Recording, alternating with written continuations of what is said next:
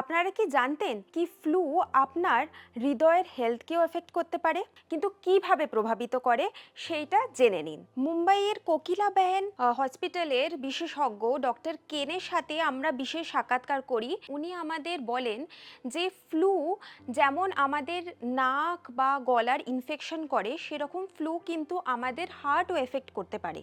এই যে হার্টটাকে এফেক্ট করে, তার জন্য আমাদের হার্টের ওভারঅল পাম্পিং সিস্টেমটা এফেক্ট করে।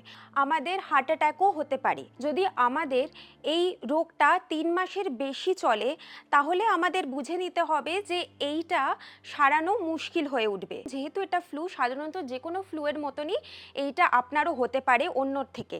তো সেই জন্য আপনাকে অন্যদের থেকে দূরে থাকতেই হবে। দ্বিতীয়ত, আমরা ভ্যাকসিনও নিতে পারি, যার জন্য দেখা গেছে যে 50% লোক এই রোগ থেকে নিরাহ পেয়েছে।